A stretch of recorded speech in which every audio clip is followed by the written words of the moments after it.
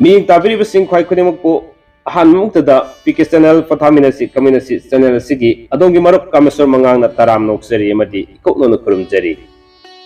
Ngasidigi horiba ingnasing aniga kunmari habadi anhubu sahi na lakpu matamda channel asigi nuksijarba viewers sing subscribers sing khwai khudimukpu anhubu sahi na lakpu matamda yaipa mangol pijari loina loinana mamang sahi da thokiba thogdoksing ado anaubu sahi asidadi amuhana thoktabu oirasnu haibu wafam siga loinana sahi khudingi channel asina thamjariba sahi hek horokpu khudingi sahi dugi oiba rasifol miyamda khudol tamjaduna lakpagi manung channa nuksijarba viewers sing subscribers singna haibirakpa sahi gi rasifol thagatpiro haibina singbu kya dugi manung channa ngasidi anaubu sahi ingnising aniga kunmari gi January ki tang ama New Year ga mari lenana miyamda channel asina ngamjaba khudol ama oina adom gi rasifol khudol tamchanabagi tanjadu lawjage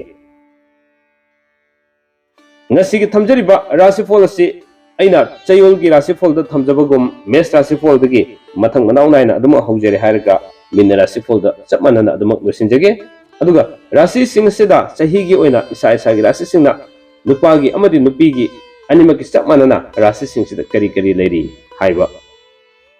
kupna taminaraga ikoi khangminabagi tanjadu nominasi haiba wafam thamjaraga khudol tamjage ingnising aniga kunmari gi sahi sigi oiba rasifol miyamda khudol tamjage miyeng taminasi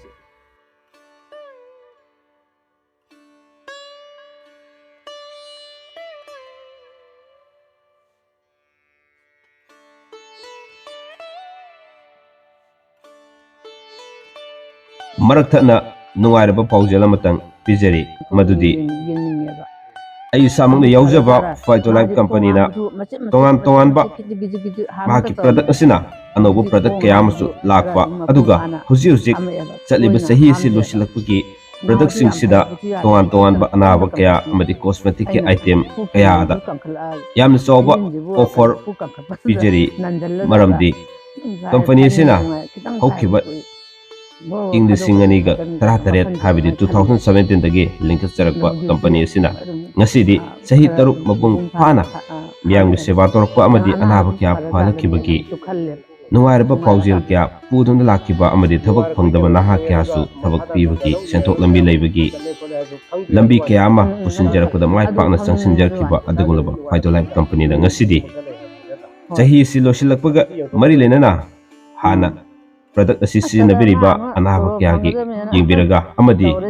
awaba nanglaba relief camp da leriba anaba kyagi yingjere haraga product asigi yamna sawba offer bijabaga loinana inong hadak yamna tamchina naraba anaba kya phalakibagi biyo matek nuwareba paujel amatang yam khudol tamjari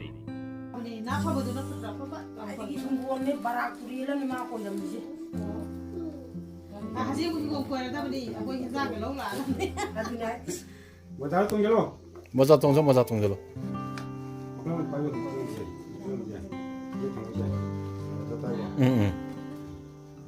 Tâm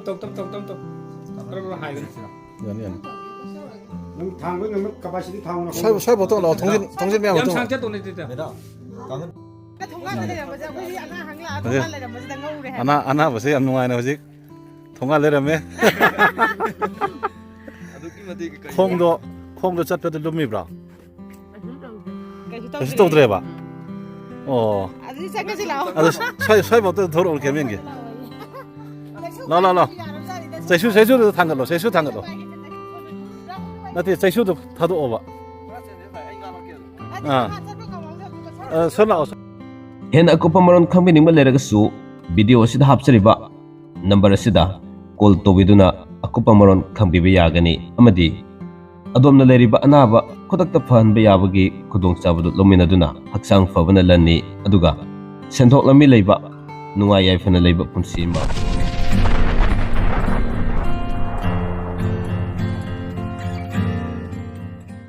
Fare tudi mayam hojik sahi gi ona thamjariba inglising ani ga kunmari gi sahi gi rasifol da pukning sangna miyeng taminarsi aduga ngasi gi rasifol si bu miyeng tabiriba viewers sing subscribers sing kwai khurimak channel ꯑꯁꯤꯒꯤ ꯃꯥꯏꯀꯩꯗꯒꯤ ꯑꯃꯨꯛꯀꯁꯨ ꯍꯟꯅ ꯌꯥꯏꯐ ꯃꯪꯒꯣꯜ ꯄꯤꯖꯔꯤ ꯑꯅꯧꯕ ꯆꯍꯤꯗ ꯂꯥꯛꯄ ꯃꯇꯝꯗ ꯇꯧꯔꯨꯕ ꯈꯨꯗꯤꯡꯃꯛꯇ ꯃꯥꯏ ꯄꯥꯛꯄ ꯑꯣꯏꯕꯤꯌꯨ ꯍꯥꯏꯕ ꯋꯥꯐꯝꯁꯤ ꯊꯝꯖꯔꯒ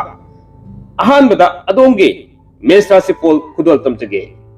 ꯃꯦꯁ ꯔꯥꯁꯤꯐꯣꯜꯒꯤ ꯑꯣꯏꯅ ꯆꯍꯤꯁꯤꯗ ꯍꯦꯛ ꯍꯧꯔꯛꯄ ꯃꯇꯝꯗ ꯃꯄꯨꯡ ꯑꯣꯏꯅ ꯖꯅꯋꯥꯔꯤ ꯊꯥꯗꯒꯤꯅ ꯑꯦꯄ꯭ꯔꯤꯜ ꯊꯥ ꯁ꯭ꯋꯥꯏ ꯐꯥꯎꯕꯁꯤꯗ ꯅꯤꯡꯖꯕ ꯇꯨꯡꯖꯕ ꯑꯄꯥꯝꯕ ꯈꯨꯗꯨꯝ ꯆꯟꯕ ꯉꯝꯕꯒꯤ ꯄꯥꯡꯒꯜ ꯊꯧꯅꯥ ꯌꯥꯝꯅ ꯄꯤꯒꯗꯣꯔꯤ ꯆꯍꯤꯒꯤ ꯃꯌꯥꯏ ꯆꯟꯁꯤꯜꯂꯝꯗꯥꯏ ꯍꯥꯏꯕꯗꯤ ꯃꯦ ꯊꯥꯗꯒꯤꯅ ꯑꯥꯒꯁต์ꯊꯥ ꯐꯥꯎꯕꯒꯤ ꯃꯇꯝ ꯑꯁ꯭ꯋꯥꯏꯗ ꯑꯍꯦꯟꯕ ꯁꯦꯜ ꯊꯨꯝ ꯈꯔ ꯆꯠꯄꯒꯤ ꯐꯣꯜ ꯈꯔ ꯂꯩꯒꯅꯤ ꯆꯍꯤ ꯂꯣꯏꯁꯤꯜꯂꯛꯄ ꯃꯇꯝꯗ ꯃꯄꯨꯡ ꯑꯣꯏꯅ ꯏꯁꯥꯗ ꯂꯩꯔꯝꯕ ꯁꯦꯜ ꯊꯨꯝ ꯇꯨꯡꯗꯕ ꯃꯤꯋꯥ ꯂꯧꯕꯗꯒꯤ ꯏꯃꯨꯡ ꯃꯍꯤ ꯂꯥꯡꯕ ꯄꯣꯠꯃꯥꯡ ꯆꯩꯃꯥꯡ ꯊꯣꯛꯄ ꯂꯩꯒꯅꯤ ꯀꯔꯕꯥꯔ ꯇꯧꯕꯗꯁꯨ ꯁꯦꯜ ꯊꯣꯏꯅ ꯃꯥꯡꯗꯕꯗꯤ ꯂꯩꯒꯅꯤ ꯑꯗꯨꯒ ꯃꯄꯨꯡ ꯑꯣꯏꯅ ꯃꯍꯩ ꯃꯁꯤꯡ ꯇꯝꯂꯤꯕ ꯃꯍꯩꯔꯣꯏꯁꯤꯡꯒꯤ ꯑꯣꯏꯅꯗꯤ ꯆꯥꯎꯈꯠꯄ ꯑꯣꯏꯒꯅꯤ ꯃꯁꯥꯅ ꯇꯝꯂꯤꯕ ꯃꯍꯩ ꯃꯁꯤꯡ ꯑꯁꯤꯗ ꯍꯦꯟꯅ ꯆꯥꯎꯈꯠꯄ ꯃꯍꯩ ꯃꯁꯤꯡ ꯍꯦꯟꯅ ꯐꯒꯠꯄ ꯃꯇꯝ ꯑꯣꯏꯒꯗꯧꯔꯤ ꯄꯥꯈꯪ ꯂꯩꯁꯥꯕꯤꯁꯤꯡꯒꯤ ꯑꯣꯏꯅꯗꯤ ꯃꯣꯏꯊꯦꯝ ꯊꯦꯝꯒꯜꯂꯤ ꯍꯛꯆꯥꯡꯒꯤ ꯑꯣꯏꯅꯗꯤ ꯆꯍꯤꯁꯤꯗ ꯃꯦꯁ ꯔꯥꯁꯤꯐꯣꯜꯒꯤ ꯑꯣꯏꯅ ꯁꯣꯔ ꯐꯨꯟꯒꯟꯕ ꯑꯗꯨꯒ ꯂꯥꯡꯇꯛꯅꯕ ꯁꯤꯒꯨꯝꯕ ꯀꯌꯥ ꯑꯃꯁꯨ ꯄꯤꯒꯅꯤ ꯑꯅꯤꯁꯨꯕꯗ ꯕ꯭ꯔꯤꯖ ꯔꯥꯁꯤꯐꯣꯜ ꯂꯧꯈꯠꯆꯒꯦ ꯕ꯭ꯔꯤꯖ ꯔꯥꯁꯤꯐꯣꯜꯒꯤ ꯑꯣꯏꯅꯁꯨ ꯆꯍꯤ ꯍꯧꯔꯛꯄ ꯃꯇꯝꯗ ꯃꯆꯥ ꯃꯁꯨꯒꯤ ꯑꯣꯏꯕ ꯊꯕꯛ ꯊꯧꯔꯝꯗ ꯑꯗꯨꯒ ꯂꯝꯕꯤ ꯊꯤꯖꯕꯗ ꯄꯨꯛꯅꯤꯡ ꯋꯥꯈꯜ ꯆꯪꯕ ꯃꯇꯝ ꯑꯣꯏꯒꯗꯧꯔꯤ ꯆꯍꯤꯁꯤꯒꯤ ꯃꯌꯥꯏ ꯆꯟꯁꯤꯜꯂꯛꯄ ꯃꯇꯝꯗ ꯌꯨꯝ ꯏꯪꯈꯣꯜꯒꯤ ꯑꯣꯏꯕ ꯃꯣꯠ ꯃꯥꯟꯅꯗꯕꯒꯤ ꯐꯜꯁꯨ ꯂꯩꯒꯅꯤ ꯆꯍꯤ ꯂꯣꯏꯁꯤꯜꯂꯛꯄ ꯃꯇꯝꯗ ꯊꯕꯛ ꯁꯨꯕ ꯅꯣꯝꯕꯗ ꯀꯥꯟꯅꯕ ꯃꯆꯥꯛ ꯃꯔꯟ ꯆꯥꯎꯈꯠꯄ ꯂꯩꯒꯅꯤ ꯑꯗꯨꯕꯨ ꯆꯠꯅꯕ ꯂꯝꯕꯤ ꯌꯥꯝꯕꯅ ꯏꯁꯥꯅ ꯂꯥꯛꯄꯗꯒꯤ ꯆꯠꯈꯤꯕ ꯂꯝꯕꯤꯁꯨ ꯑꯗꯨꯃꯛ ꯍꯦꯟꯒꯅꯤ ꯏꯃꯨꯡꯒꯤ ꯏꯈꯥ ꯊꯥꯕꯁꯤꯡꯅ ꯑꯅꯥ ꯑꯌꯦꯛ ꯀꯌꯥ ꯑꯃ ꯂꯥꯛꯄꯗꯒꯤ ꯇꯧꯐꯝ ꯈꯪꯗꯕ ꯀꯌꯥ ꯑꯃꯁꯨ ꯆꯍꯤ ꯂꯣꯏꯁꯤꯜꯂꯛꯄ ꯃꯇꯝꯗ ꯄꯤꯒꯗꯣꯔꯤ ꯑꯗꯨꯅ ꯕ꯭ꯔꯤꯖ ꯔꯥꯁꯤꯐꯣꯜꯁꯤꯗ ꯃꯄꯨꯡ ꯑꯣꯏꯅ ꯃꯍꯩ ꯃꯁꯤꯡ ꯇꯝꯖꯔꯤꯕ ꯃꯍꯩꯔꯣꯏꯁꯤꯡꯒꯤ ꯑꯣꯏꯅꯗꯤ ꯅꯤꯡꯖꯕ ꯊꯨꯡꯖꯕ ꯃꯇꯝ ꯑꯣꯏꯒꯗꯧꯔꯤ ꯄꯥꯈꯪ ꯂꯩꯁꯥꯕꯤꯁꯤꯡꯒꯤ ꯑꯣꯏꯅꯗꯤ ꯅꯨꯡꯁꯤꯅꯕ ꯊꯨꯡꯅꯒꯜꯂꯤ ꯑꯗꯨꯒ ꯍꯛꯆꯥꯡꯒꯤ ꯑꯣꯏꯅꯗꯤ ꯄꯨꯛꯅꯤꯡ ꯋꯥꯕ ꯄꯣꯠꯂꯨꯝ ꯄꯨꯕꯗꯧꯅ ꯂꯨꯝꯕ ꯄꯨꯛ ꯅꯨꯡꯉꯥꯏꯇꯕꯒꯤ ꯐꯜꯁꯨ ꯂꯩꯒꯅꯤ ꯆꯦꯛꯁꯤꯟꯕ ꯐꯒꯅꯤ ꯑꯍꯨꯝꯁꯨꯕꯗ ꯃꯤꯊꯨꯟ ꯔꯥꯁꯤꯐꯣꯜ ꯂꯧꯈꯠꯆꯒꯦ ꯃꯤꯊꯨꯟ ꯔꯥꯁꯤꯐꯣꯜꯒꯤ ꯑꯣꯏꯅ ꯆꯠꯂꯤꯕ ꯆꯍꯤ ꯏꯪ 2024ꯒꯤ ꯍꯧꯔꯛꯄ ꯃꯇꯝꯗ ꯁꯨꯖꯕ ꯅꯣꯝꯖꯕꯗ ꯃꯍꯩ ꯐꯪꯕ ꯈꯥꯡꯕ ꯀꯟꯕ ꯃꯇꯝ ꯑꯣꯏꯒꯗꯧꯔꯤ ꯃꯤꯒꯤ ꯃꯇꯦꯡꯁꯨ ꯐꯪꯒꯜꯂꯤ ꯑꯗꯨꯒ ꯃꯌꯥꯏ ꯆꯟꯁꯤꯜꯂꯛꯄ ꯃꯇꯝꯗ ꯃꯆꯥꯛ ꯃꯔꯟ ꯐꯪꯕ ꯄꯤꯒꯅꯤ ꯂꯣꯏꯅꯅ ꯈꯨꯔꯛꯀꯤ ꯏꯅ ꯂꯥꯏ ꯁꯥꯕ ꯈꯔ ꯂꯩꯕꯅ ꯆꯦꯛꯁꯤꯟꯕ ꯈꯔꯗꯤ ꯗꯔꯀꯥꯔ ꯂꯩꯒꯅꯤ ꯆꯍꯤ ꯂꯣꯏꯁꯤꯜꯂꯛꯄ ꯃꯇꯝ ꯐꯥꯎꯕ ꯑꯗꯨꯝ ꯁꯤꯒꯤ ꯐꯤꯕꯝꯗ ꯂꯩꯈꯤꯒꯅꯤ ꯂꯣꯏꯅꯅ ꯃꯍꯩ ꯃꯁꯤꯡ ꯇꯝꯂꯤꯕ ꯃꯍꯩꯔꯣꯏꯁꯤꯡꯒꯤ ꯑꯣꯏꯅꯗꯤ ꯅꯤꯡꯖꯕ ꯀꯌా ꯃꯄꯥ ꯆꯨꯝꯂꯣꯏ ꯄꯥꯈꯪ ꯂꯩꯁꯥꯕꯤꯁꯤꯡꯒꯤ ꯑꯣꯏꯅꯗꯤ ꯑꯅꯧꯕ ꯃꯔꯨꯞ ꯃꯄꯥꯡ ꯐꯪꯖꯕ ꯊꯃꯣꯏ ꯂꯥꯡꯇꯛꯅꯕ ꯃꯇꯝ ꯑꯣꯏꯒꯗꯧꯔꯤ ꯍꯛꯆꯥꯡꯒꯤ ꯑꯣꯏꯅꯗꯤ ꯑꯄꯣꯝ ꯑꯇꯪ ꯇꯧꯒꯟꯕ ꯎꯟꯁꯥꯒꯤ ꯑꯣꯏꯕ ꯂꯩꯅꯥ ꯈꯔ ꯃꯥꯌꯣꯛꯅꯒꯜꯂꯤ ꯃꯔꯤꯁꯨꯕꯗ ꯂꯧꯈꯠꯆꯒꯦ ꯀꯔꯀꯠ ꯔꯥꯁꯤꯐꯣꯜꯒꯤ ꯑꯣꯏꯅ ꯆꯍꯤ ꯍꯧꯔꯛꯄ ꯃꯇꯝꯗꯒꯤꯅ ꯃꯌꯥꯏ ꯆꯪꯁꯤꯜꯂꯛꯄ ꯃꯇꯝ ꯐꯥꯎꯕꯁꯦ ꯏꯃꯨꯡ ꯃꯅꯨꯡꯒꯤ ꯑꯣꯏꯕ ꯌꯨꯝꯕꯥꯜ ꯃꯔꯤꯗ ꯀꯣꯛ ꯁꯥꯕ ꯄꯦꯟꯗꯕ ꯊꯧꯗꯣꯛꯁꯨ ꯄꯤꯔꯤ ꯑꯗꯨꯒ ꯂꯣꯏꯁꯤꯜꯂꯛꯄ ꯃꯇꯝꯗ ꯆꯍꯤꯁꯤꯒꯤ ꯑꯣꯏꯅ ꯃꯄꯨꯡ ꯑꯣꯏꯅ ꯂꯟ ꯁꯝꯄꯇꯤ ꯂꯦꯞꯁꯤꯟꯕ ꯉꯝꯕꯒꯤ ꯃꯇꯝꯗꯤ ꯂꯥꯛꯀꯅꯤ ꯆꯍꯤ ꯂꯣꯏꯁꯤꯜꯂꯛꯄ ꯃꯇꯝꯗ ꯀꯔꯕꯥꯔꯗꯁꯨ ꯃꯁꯤꯗ ꯁꯦꯜ ꯐꯪꯒꯅꯤ ꯑꯗꯨꯒ ꯍꯦꯟꯅ ꯐꯕ ꯑꯃꯨꯛꯇ ꯊꯥꯖꯗꯕ ꯃꯑꯣꯡꯗ ꯍꯦꯟꯅ ꯐꯒꯠꯂꯛꯄ ꯀꯌꯥ ꯑꯃ ꯆꯍꯤ ꯂꯣꯏꯁꯤꯜꯂꯛꯄꯗ ꯄꯤꯒꯗꯧꯔꯤ ꯀꯔꯀꯠ ꯔꯥꯁꯤꯐꯣꯜꯁꯤꯗ ꯃꯍꯩ ꯃꯁꯤꯡ ꯇꯝꯂꯤꯕ ꯃꯍꯩꯔꯣꯏꯁꯤꯡꯒꯤ ꯑꯣꯏꯅꯗꯤ ꯄꯨꯛꯅꯤꯡ ꯆꯪꯗꯕ ꯑꯗꯨꯒ ꯃꯍꯩꯗ ꯃꯁꯤꯃꯛꯅ ꯍꯦꯛꯇ ꯁꯣꯏꯕ ꯂꯝꯕꯤꯁꯨ ꯂꯩꯒꯗꯕꯗꯤ ꯑꯣꯏꯗꯦ ꯄꯨꯛꯅꯤꯡꯗꯤ ꯈꯔ ꯆꯪꯕ ꯋꯥꯠꯀꯅꯤ ꯄꯥꯈꯪ ꯂꯩꯁꯥꯕꯤꯁꯤꯡꯒꯤ ꯑꯣꯏꯅꯗꯤ ꯀꯔꯤꯒꯨꯝꯕ ꯋꯥꯊꯣꯛ ꯂꯥꯟꯊꯣꯛ ꯑꯃꯗꯒꯤ ꯄꯨꯟꯁꯤ ꯂꯩꯄꯨꯟ ꯁꯦꯝꯒꯜꯂꯤ ꯍꯛꯆꯥꯡꯒꯤ ꯑꯣꯏꯅꯗꯤ ꯈꯣꯡ ꯈꯨꯠꯇ ꯁꯣꯛꯍꯟꯕ ꯆꯤꯛꯄ ꯁꯥꯕ ꯃꯤꯑꯣꯏ ꯈꯔꯗꯗꯤ ꯍꯦꯟꯕꯁꯨ ꯑꯗꯨꯃꯛ ꯌꯥꯒꯅꯤ ꯑꯁꯨꯝꯅ ꯃꯊꯪ ꯃꯅꯥꯎ ꯅꯥꯏꯅ ꯊꯝꯖꯔꯛꯄꯅ ꯁꯤꯡꯍ ꯔꯥꯁꯤꯐꯣꯜꯒꯤ ꯑꯃꯨꯛ ꯃꯤꯌꯥꯝꯅ ꯈꯧꯔꯥꯡꯅ ꯉꯥꯏꯅꯔꯤꯕ ꯁꯤꯡꯍ ꯔꯥꯁꯤꯐꯣꯜꯒꯤ ꯆꯍꯤꯁꯤꯗ ꯀꯔꯤ ꯐꯣꯜ ꯂꯩꯔꯤ ꯍꯥꯏꯕꯗꯨ ꯑꯃꯨꯛ ꯈꯨꯗꯣꯜ ꯇꯝꯖꯔꯛꯀꯦ ꯆꯍꯤꯁꯤꯅ ꯍꯦꯛ ꯍꯧꯔꯛꯄ ꯃꯇꯝꯗ ꯃꯄꯨꯡ ꯑꯣꯏꯅ ꯖꯅꯋꯥꯔꯤ ꯊꯥꯗꯒꯤꯅ ꯃꯦ ꯊꯥ ꯐꯥꯎꯕꯒꯤ ꯆꯥꯡ ꯑꯁ꯭ꯋꯥꯏꯗ ꯁꯦꯜ ꯊꯨꯝ ꯇꯨꯡꯗꯕ ꯑꯗꯨꯒ ꯆꯠꯅꯕ ꯂꯝꯕꯤꯅ ꯌꯥꯝꯕ ꯀꯌా ꯑꯃ ꯂꯩꯒꯗꯧꯔꯤ ꯁꯨꯖ ꯅꯣꯝꯖꯕ ꯃꯄꯥꯡꯒꯜ ꯀꯌꯥ ꯐꯒꯟꯗꯦ ꯆꯍꯤ ꯂꯣꯏꯁꯤꯜꯂꯛꯄ ꯃꯇꯝ ꯑꯁ꯭ꯋꯥꯏꯗꯅ ꯃꯄꯨꯡ ꯑꯣꯏꯅ ꯁꯤꯡꯍ ꯔꯥꯁꯤꯐꯣꯜꯁꯤꯗ ꯄꯨꯛꯅꯤꯡ ꯍꯛꯆꯥꯡꯗ ꯅꯨꯡꯉꯥꯏꯇꯕ ꯈꯔꯗꯤ ꯊꯦꯡꯅꯒꯅꯤ ꯑꯗꯨꯒ ꯀꯔꯕꯥꯔ ꯇꯧꯕꯁꯤꯡꯗꯗꯤ ꯁꯦꯟꯗꯣꯡ ꯑꯗꯨꯃꯛ ꯐꯖꯅ ꯂꯩꯔꯛꯀꯅꯤ, ꯆꯠꯅꯕ ꯃꯐꯝꯁꯨ ꯌꯥꯝꯒꯅꯤ꯫ ꯂꯥꯏꯔꯤꯛ ꯂꯥꯏꯁꯨ ꯇꯝꯂꯤꯕ ꯃꯍꯩꯔꯣꯏꯁꯤꯡꯒꯤ ꯑꯣꯏꯅꯗꯤ ꯇꯝꯂꯤꯕ ꯃꯍꯩꯗꯨꯒꯤ ꯑꯣꯏꯅ ꯑꯋꯥꯡꯕ ꯊꯥꯛꯀꯤ ꯂꯝꯕꯤ ꯀꯌꯥ ꯊꯥꯖꯗꯅ ꯐꯪꯒꯜꯂꯤ, ꯃꯪꯒꯣꯜꯁꯨ ꯑꯣꯏꯕ ꯃꯇꯝ ꯑꯣꯏꯒꯗꯣꯔꯤ꯫ ꯄꯥꯈꯪ ꯂꯩꯁꯥꯕꯤꯁꯤꯡꯒꯤ ꯑꯣꯏꯅꯗꯤ ꯁꯦꯠꯅ ꯈꯥꯏꯅꯕꯒꯤ ꯐꯜ ꯂꯩ, ꯑꯗꯨꯒ ꯄꯨꯛꯅꯤꯡ ꯐꯥꯊꯕ ꯐꯩ꯫ ꯍꯛꯆꯥꯡꯒꯤ ꯑꯣꯏꯅꯗꯤ ꯏꯁꯤꯡ ꯃꯔꯤꯒꯤ ꯑꯣꯏꯕ ꯅꯠꯇ꯭ꯔꯒ ꯑꯔꯤꯕ ꯂꯩꯅꯥ ꯍꯧꯕꯁꯨ ꯄꯤꯔꯤ, ꯆꯦꯛꯁꯤꯟꯅ ꯂꯩꯕ ꯐꯩ꯫ ꯃꯊꯪꯗ ꯂꯧꯈꯠꯆꯒꯦ ꯀꯟꯌꯥ꯫ ꯀꯟꯌꯥ ꯔꯥꯁꯤꯐꯣꯜꯒꯤ ꯑꯣꯏꯅ ꯆꯠꯂꯤꯕ ꯆꯍꯤꯁꯤꯒꯤ ꯍꯧꯔꯛꯄ ꯃꯇꯝꯗ ꯑꯉꯝ ꯑꯊꯧꯅ ꯆꯥꯟꯕ, ꯄꯥꯡꯕ ꯉꯝꯗꯕ ꯊꯕꯛꯇ ꯊꯧꯅꯥ ꯂꯧꯁꯤꯡ ꯐꯪꯖꯕ ꯑꯃꯁꯨꯡ ꯄꯥꯡꯕ ꯉꯝꯕꯒꯤ ꯐꯜꯁꯨ ꯄꯤꯔꯤ꯫ ꯆꯍꯤ ꯃꯌꯥꯏ ꯆꯟꯁꯤꯜꯂꯛꯄꯗꯒꯤꯅ ꯂꯣꯏꯁꯤꯜꯂꯝꯗꯥꯏ ꯐꯥꯎꯕꯁꯤꯗ ꯀꯟꯌꯥ ꯔꯥꯁꯤꯐꯣꯜꯗ ꯃꯄꯨꯡ ꯑꯣꯏꯅ ꯁꯨꯕ ꯅꯣꯝꯕꯗ ꯀꯥꯟꯅꯕ ꯈꯔ ꯋꯥꯠꯂꯛꯄ ꯃꯇꯝ ꯑꯣꯏꯒꯅꯤ, ꯁꯦꯜ ꯇꯨꯡꯗꯕ, ꯋꯥꯈꯜ ꯋꯥꯕ ꯄꯤꯔꯤ꯫ ꯑꯗꯨꯒ ꯃꯔꯛꯇ ꯀꯥꯂꯦꯟ ꯊꯥꯒꯤ ꯃꯇꯝꯗ ꯑꯍꯣꯡꯕ ꯈꯔꯗꯤ ꯂꯥꯛꯈꯤꯒꯅꯤ, ꯂꯣꯏꯅꯅ ꯃꯆꯥꯛ ꯃꯔꯟ ꯐꯪꯕ ꯄꯤꯒꯅꯤ꯫ ꯆꯠꯂꯤꯕ ꯆꯍꯤꯁꯤꯗ ꯀꯔꯕꯥꯔ ꯇꯧꯕꯁꯤꯡꯒꯤ ꯑꯣꯏꯅꯗꯤ ꯆꯍꯤ ꯂꯣꯏꯁꯤꯜꯂꯝꯗꯥꯏꯗ ꯀꯥꯟꯅꯕ, ꯆꯥꯎꯈꯠꯄ ꯉꯝꯕꯒꯤ ꯀꯥꯟꯅꯕ ꯌꯥꯝꯅ ꯂꯩꯒꯅꯤ꯫ ꯑꯗꯨꯒ ꯃꯍꯩ ꯃꯁꯤꯡ ꯇꯝꯂꯤꯕ ꯃꯍꯩꯔꯣꯏꯁꯤꯡꯒꯤ ꯑꯣꯏꯅꯗꯤ ꯄꯥꯝꯖꯕ ꯃꯥꯏꯀꯩꯗ ꯂꯝꯕꯤ ꯐꯪꯖꯕ, ꯍꯣꯠꯅꯖꯕ ꯃꯍꯩ ꯐꯪꯖꯕ ꯄꯤꯒꯅꯤ꯫ ꯄꯥꯈꯪ ꯂꯩꯁꯥꯕꯤꯁꯤꯡꯒꯤ ꯑꯣꯏꯅꯗꯤ ꯆꯍꯤ ꯂꯣꯏꯔꯛꯄꯗ ꯑꯐꯕ ꯑꯣꯏꯒꯅꯤ, ꯍꯛꯆꯥꯡꯒꯤ ꯑꯣꯏꯅꯗꯤ ꯆꯦꯛꯁꯤꯟꯕ ꯐꯩ, ꯄꯥꯝꯗꯕ ꯊꯦꯡꯅꯒꯜꯂꯤ꯫ ꯃꯊꯪꯗ ꯇꯨꯂꯥ ꯔꯥꯁꯤꯐꯣꯜ ꯂꯧꯈꯠꯆꯒꯦ꯫ ꯇꯨꯂꯥ ꯔꯥꯁꯤꯐꯣꯜꯒꯤ ꯑꯣꯏꯅ ꯆꯠꯂꯤꯕ ꯆꯍꯤ ꯏꯪ 2024ꯗ ꯃꯄꯨꯡ ꯑꯣꯏꯅ ꯆꯍꯤꯁꯤꯒꯤ ꯍꯧꯔꯛꯄ ꯃꯇꯝꯗ ꯖꯅꯋꯥꯔꯤ ꯊꯥꯗꯒꯤꯅ ꯑꯦꯄ꯭ꯔꯤꯜ ꯊꯥ ꯐꯥꯎꯕꯁꯤꯗ ꯃꯔꯨꯞ ꯃꯄꯥꯡꯒꯤ ꯑꯣꯏꯕ ꯄꯥꯡꯒꯜ ꯐꯪꯖꯕ, ꯑꯗꯨꯒ ꯂꯝꯕꯤ ꯑꯅꯤ ꯂꯣꯡꯕ ꯍꯩꯅꯗꯕ ꯋꯥꯍꯩ ꯋꯥꯇꯥꯁꯨ ꯃꯥꯌꯣꯛꯅꯒꯜꯂꯤ꯫ ꯆꯍꯤꯁꯤꯒꯤ ꯃꯌꯥꯏ ꯆꯟꯁꯤꯜꯂꯛꯄ ꯃꯇꯝꯗ ꯇꯧꯔꯨꯕ ꯊꯕꯛꯁꯤꯡꯗ ꯁꯦꯟꯗꯣꯡ ꯂꯩꯕ, ꯀꯥꯟꯅꯕ ꯌꯥꯝꯅ ꯄꯤꯒꯅꯤ, ꯂꯣꯏꯅꯅ ꯍꯥꯏꯔꯤꯕꯁꯤꯃꯛ ꯆꯍꯤ ꯂꯣꯏꯁꯤꯜꯂꯛꯂꯕ ꯐꯥꯎꯕꯗ ꯄꯤꯒꯅꯤ꯫ ꯇꯧꯕꯇꯕꯨ ꯃꯍꯩ ꯃꯁꯤꯡꯒꯤ ꯂꯝꯗ ꯂꯩꯔꯤꯕ ꯃꯍꯩꯔꯣꯏꯁꯤꯡꯒꯤ ꯑꯣꯏꯅꯗꯤ ꯁꯦꯟꯒꯤ ꯑꯣꯏꯕ ꯈ꯭ꯔꯁ ꯌꯥꯝꯅ ꯆꯠꯄ ꯃꯇꯝ ꯑꯣꯏꯒꯗꯣꯔꯤ, ꯏꯍꯩꯗꯒꯤꯗꯤ ꯆꯠꯈꯤꯕ ꯈ꯭ꯔꯁꯅ ꯍꯦꯟꯕ ꯃꯇꯝ ꯑꯣꯏꯒꯅꯤ꯫ ꯄꯥꯈꯪ ꯂꯩꯁꯥꯕꯤꯁꯤꯡꯒꯤ ꯑꯣꯏꯅꯗꯤ ꯃꯣꯠ ꯆꯥꯟꯅꯗꯕ, ꯑꯌꯦꯠ ꯑꯄꯟ ꯄꯤꯕ, ꯑꯗꯨꯒ ꯍꯛꯆꯥꯡꯒꯤ ꯑꯣꯏꯅꯗꯤ ꯈꯣꯡ ꯈꯨꯠ ꯂꯨꯝꯕ, ꯆꯤꯛꯄ ꯅꯥꯕ, ꯃꯤꯠ ꯅꯨꯡꯉꯥꯏꯇꯕꯁꯨ ꯄꯤꯒꯅꯤ꯫ ꯃꯊꯪꯗ ꯂꯧꯈꯠꯆꯒꯦ ꯕ꯭ꯔꯦꯁꯤꯛ꯫ ꯕ꯭ꯔꯦꯁꯤꯛ ꯔꯥꯁꯤꯐꯣꯜꯒꯤ ꯑꯣꯏꯅ ꯆꯍꯤꯁꯤꯒꯤ ꯍꯦꯛ ꯍꯧꯔꯛꯄ ꯖꯅꯋꯥꯔꯤ ꯊꯥ, ꯐꯦꯕ꯭ꯔꯨꯋꯥꯔꯤ ꯊꯥ, ꯌꯥꯎꯁꯪ ꯊꯥ ꯍꯥꯏꯕꯗꯤ ꯂꯝꯇꯥ ꯊꯥ, ꯃꯥꯔꯆ ꯐꯥꯎꯕꯁꯤꯗ ꯂꯟ ꯊꯨꯝ ꯂꯦꯞꯆꯕ ꯉꯝꯒꯅꯤ꯫ ꯋꯥꯈꯜ ꯄꯨꯛꯅꯤꯡꯗ ꯄꯣꯊꯥꯐꯝ ꯈꯪꯗꯕ, ꯊꯥꯖꯗꯕ ꯃꯤꯅ ꯅꯥꯊꯩꯕꯗꯤ ꯂꯩꯒꯅꯤ, ꯈꯤꯇꯪ ꯆꯦꯛꯁꯤꯟꯕꯤꯕ ꯐꯩ꯫ ꯑꯗꯨꯒ ꯑꯦꯄ꯭ꯔꯤꯜ ꯊꯥꯗꯒꯤꯅ ꯁꯦꯞꯇꯦꯝꯕꯔ ꯊꯥ ꯃꯇꯝ ꯑꯁꯥꯏꯕ ꯐꯥꯎꯕꯁꯤꯗ ꯁꯦꯜ ꯇꯨꯡꯕ ꯉꯝꯗꯕꯗꯤ ꯂꯩꯒꯅꯤ, ꯃꯤꯅ ꯆꯥꯟꯕꯤꯕ ꯁꯥꯔꯒ ꯈꯨꯗꯣꯡꯆꯥꯕ ꯂꯧꯈꯤꯒꯅꯤ꯫ ꯑꯗꯨꯒ ꯑꯔꯤꯕ ꯁꯦꯜ ꯊꯨꯝ ꯀꯌꯥ ꯑꯃ ꯄꯟꯗꯨꯅ ꯂꯩꯔꯝꯕ ꯁꯦꯜ ꯈꯔꯗꯤ ꯐꯪꯕ ꯄꯤꯒꯅꯤ ꯆꯍꯤꯁꯤꯒꯤ ꯂꯣꯏꯁꯤꯜꯂꯛꯄ ꯃꯇꯝꯗ꯫ ꯀꯔꯕꯥꯔ ꯇꯧꯕꯁꯤꯡꯒꯤꯁꯨ ꯍꯣꯠꯅꯖꯕ ꯃꯍꯩ ꯃꯥꯡꯂꯣꯏ ꯐꯒꯠꯄ ꯑꯗꯨꯃꯛ ꯂꯩꯒꯅꯤ꯫ ꯑꯗꯨꯒ ꯃꯍꯩ ꯃꯁꯤꯡ ꯇꯝꯂꯤꯕ ꯃꯍꯩꯔꯣꯏꯁꯤꯡꯒꯤ ꯑꯣꯏꯅꯗꯤ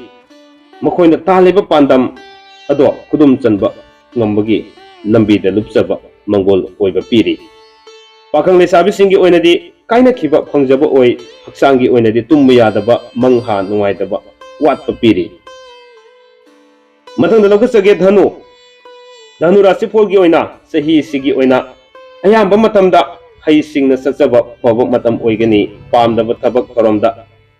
ꯇꯣꯏꯅ ꯃꯥꯌꯣꯛꯅꯕ ꯄꯤꯔꯤ꯫ ꯆꯍꯤꯒꯤ ꯃꯌꯥꯏ ꯆꯟꯁꯤꯜꯂꯛꯄ ꯑꯃꯁꯨꯡ ꯂꯣꯏꯁꯤꯜꯂꯛꯄ ꯃꯇꯝ ꯈꯔꯗ ꯁꯨꯕ ꯅꯣꯝꯕ ꯀꯥꯟꯅꯕ ꯈꯔ ꯂꯩꯒꯅꯤ, ꯏꯆꯥ ꯏꯁꯨꯒꯤ ꯐꯒꯠꯄ ꯀꯌꯥ ꯑꯃꯁꯨ ꯊꯦꯡꯅꯒꯅꯤ, ꯑꯗꯨꯒ ꯊꯥꯖꯗꯅ ꯐꯝ ꯀꯥꯕ ꯃꯇꯝ ꯂꯩꯒꯅꯤ꯫ ꯀꯔꯕꯥꯔ ꯇꯧꯕꯁꯤꯡꯒꯤꯗꯤ ꯂꯟ ꯊꯨꯝ ꯂꯦꯞꯁꯤꯟꯕ ꯄꯤꯒꯅꯤ, ꯂꯣꯏꯅꯅ ꯃꯍꯩ ꯃꯁꯤꯡ ꯇꯝꯂꯤꯕ ꯃꯍꯩꯔꯣꯏꯁꯤꯡꯒꯤ ꯑꯣꯏꯅꯗꯤ ꯃꯇꯝ ꯆꯪꯕ, ꯈꯥꯡꯕ ꯀꯟꯕ ꯌꯥꯝꯅ ꯐꯕ ꯃꯇꯝ ꯑꯣꯏꯒꯅꯤ꯫ ꯄꯥꯈꯪ ꯂꯩꯁꯥꯕꯤꯁꯤꯡꯒꯤ ꯑꯣꯏꯅꯗꯤ ꯊꯃꯣꯏ ꯂꯝꯕꯤ ꯂꯝꯍꯥꯡꯅꯕ ꯃꯥꯌꯣꯛꯅꯒꯜꯂꯤ, ꯑꯗꯨꯒ ꯍꯛꯆꯥꯡꯒꯤ ꯑꯣꯏꯅꯗꯤ ꯀꯣꯛ ꯂꯨꯝꯕ, ꯁꯌꯦꯡ ꯁꯌꯥ ꯆꯤꯛꯄ ꯁꯥꯕ ꯄꯤꯔꯤ꯫ ꯃꯊꯪꯗ ꯃꯀꯔ ꯔꯥꯁꯤꯐꯣꯜꯒꯤ ꯑꯃꯨꯛ ꯊꯝꯖꯒꯦ꯫ ꯆꯍꯤꯁꯤꯗ ꯏꯪ 2024ꯁꯤꯗ ꯃꯀꯔ ꯔꯥꯁꯤꯐꯣꯜꯅ ꯂꯩꯔꯤꯕꯁꯤ ꯆꯍꯤꯒꯤ ꯍꯦꯛ ꯍꯧꯔꯛꯄ ꯃꯇꯝꯗꯒꯤꯅ ꯃꯌꯥꯏ ꯆꯟꯁꯤꯜꯂꯛꯄ ꯃꯇꯝ ꯐꯥꯎꯕꯁꯤꯗ ꯁꯦꯝꯕꯤ ꯁꯥꯕꯤꯕ ꯃꯤꯑꯣꯏꯒ ꯃꯣꯠ ꯈꯦꯠꯅꯕ, ꯏꯁꯥꯒꯤ ꯑꯅꯤꯡꯕ ꯂꯝꯕꯤ ꯁꯥꯝꯕ, ꯍꯥꯏꯕꯗꯤ ꯑꯩꯅ ꯆꯠꯅꯤꯡꯂꯤꯕ ꯂꯝꯕꯤꯗꯨ ꯌꯧꯕ ꯉꯝꯗꯕ,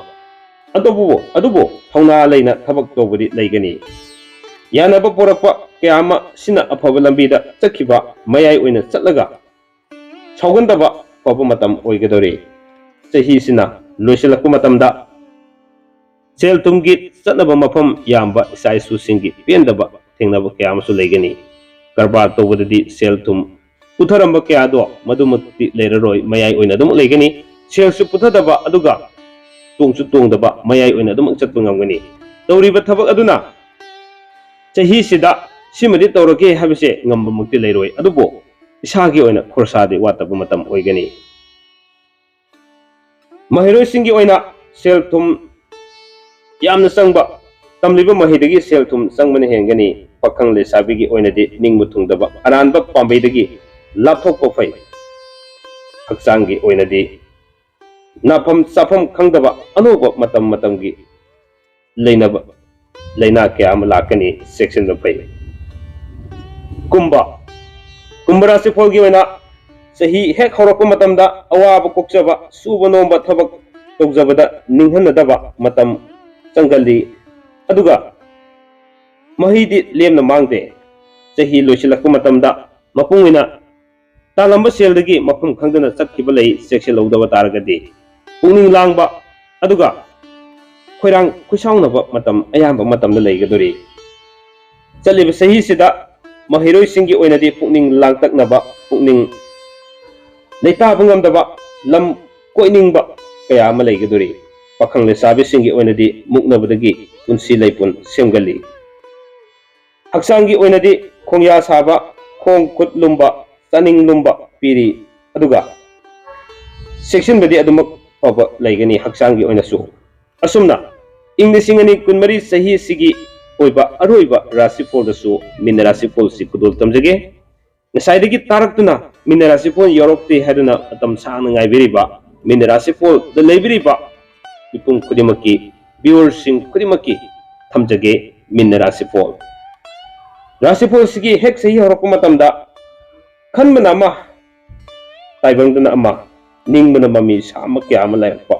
बुद्धि लौसिंग जो पक्षनबा मतम ओइगनी सही हरक मतमदा सही मया चंचलपदगिना लोइसलमदाई फाव मतमसिदा अफब थबक तौरबसु मीना कया सिंथादबा लैगनी मी तिनबदा इमुंगदा कया पुंदबा अदुगा मी तिनबा मतमदा खर सेक्शनना पुनबा लोइना लोइना करबार वाला सिंगसु सेल मयाई ओइना पुथबा लैगनी अदुगा सही जि पुरा लोइसलक मतमदा फगत पखरदि लैगनी लमतु चतुना सेल कया मांग मतम ओइगनी अदुगा महिरोय सिंगी ओइनादि मपा क्या चुंगंदबा हेन होनबा फै पखंग लेसाबि सिंगी ओइनादि पुंसी लंबी मानदबा पुकनिंग पेंदबा ओइगली यामना सेक्शन ब फै हक्चांगी ओइनादि पुक नुवाइदबा gastric चेनबा अदुगा ngakli naganba naton sulumba sinus na chingba naganba matam oigedori asumna chaliba sahi si ingna singani ga kun mari gi oina semjariba sahi gi oiba rashi policy matang aswada tension janabagi tanjadu logjage nuksijarba viewers sing subscribers sing na tatan habirakiba sahi gi rashi pol kharangana thambiro o haibado ngasi sahi sigi hek ahuba numisimakta mahusagumna damak miyamna khudol tamjarabani aduga makhatana sahi sida adom adongi rashi gi mapoki matungina kari kari afaba fataba leiri aduga sahi sida kayam chakhigedaba kayam lakadaba haibana singma singdugi मपुंग ओइबा क्या video सु मथंग मनाव नायना दमक सेमजरखिगे सही गी ओना अदोमदा करी करी खंग याब लई हाइब खुदिमक सिंगदो जनवरी थासिदा अयाम्बा सेम याब सेमजरके मयामना थागत चरक वीडियो खुदिमक मपुंग फाने यंगमिनरगा खंगमिनबगी तंजादो लोमिना सेब वाफम जे थमजरगा पुनमक अमुकसना कायना नबया थंग निजगे पिनबिरसी कंगलै पाकना याइफरे।